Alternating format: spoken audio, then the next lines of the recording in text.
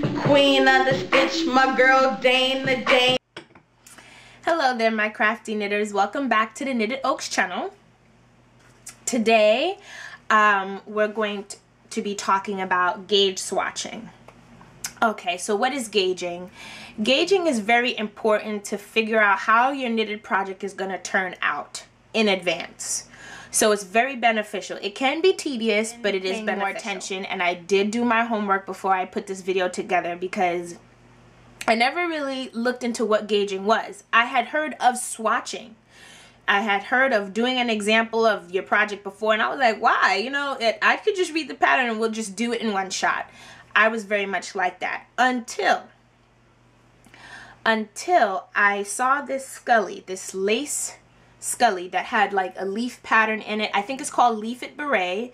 You can find it on my blog because I have knitted several of those berets since using that pattern, and it's a beautiful pattern. But when I first knitted that hat, it was a disaster. It came out way too big, and it's also featured on my blog. My mom's wearing it because she ended up being the recipient because it came out so big that, you know, it could fit all her locks and, you know, cover her entire head. That's how big it was. And mind you, it was a scully. The Leaf It Beret is like a scully. It stops right about here. My mom's was like covering everything, and then, you know. So that's when I said, okay, I went back and I looked at the pattern. I'm like, whoa, Dana. The pattern called for size 3 needles, and I was using size 8. Now, I always tell you that you're not married to a pattern. You by no means do not have to use the same needle size or yarn that they require in the pattern. But I also should have said that if you're going to switch up what the pattern says, prepare to have a different ending product. It might not be drastically different. Like, okay, if it says to use size 8 needles and you use size 8, but it says to use you know, Woolies worsted weight yarn from Lion Brand, but you decide to use Impeccable by Loops and Thread, which is a new favorite of mine, worsted weight yarn instead. That's okay. Why? Because you're still using the same needle size and it's still worsted weight yarn, right? So it might just be a different yarn to your taste, but it's not going to come out drastically different. Now, I've always had the notion that I could just knit it. I don't have to swatch it in advance. But I was also thinking when I first knit that Leaf It Beret, I was also thinking that using size 8 and using my whatever yarn I was using for the first time I did it would get me the same exact scully. And that's the mistake. So beware that if you're going to switch it up, there's going to be a few changes if you do. But depending on how you change, it might not be that big a difference. So that being said, gauge. How do you measure your gauge? So most patterns will tell you exactly what gauge they want you to have for your project, which is good. For example, it might say 4 stitches per inch, because gauging measures the stitches in rows per inch. That's what gauging is in a nutshell. It's measuring the number of stitches you have going across this way, well, this way, so from left to right, and your rows going from top to bottom, or bottom to top, because we knit upwards, right? So, you know, and what can you use to measure a gauge? You can use a tape measurer. You can use, they have something like this, which is called the Knit Check, and it's by Susan Bates. It's, you can find this at Michael's or any local yarn shop. I'm sure this is, or online. I'm sure it's not difficult to find it all. And it shows you right here. So you could use like a ruler, because it has, you know, basic ruler style here along the side. And disregard this, because this is, you know, measuring your needle. So if you put a needle in, you want to see what size it is, that's what you use that for. And that's actually what I bought this for. Because again, I was anti-swatching. I thought it was a waste of time. But I've been rudely awakened since the Leaf It Beret. But yeah, so that's really a good way to measure your swatches.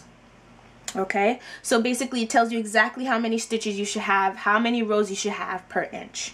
All right, so let's say, for example, that you knit a project and it says, okay, you should have 4 stitches per inch, but you knit and you end up having 6 inches per inch, right? That means you're knitting too tightly, right? And I'm a victim of that. I always knit tight, but that's just my personal preference. I don't like loose work. I don't like to see holes through my knitted projects. So I knit firmly so I can have a nice, neat little ending, right? So if you can, I wrote this all down for you guys just in case you see me looking down. If you gauge swatch your project and you have more rows and stitches within the inch required, it means you knit too tightly, like I said. Therefore, you can go up a needle size to continue your knitting. Like if you just like you don't want to knit any looser, you go up a needle size, right? And so that way you can continue to knit tightly, or simply knit looser, right? Okay, if you actually gauge swatch and instead of having the 4 stitches per inch, you have 3 stitches per inch, you are knitting way too loose, right?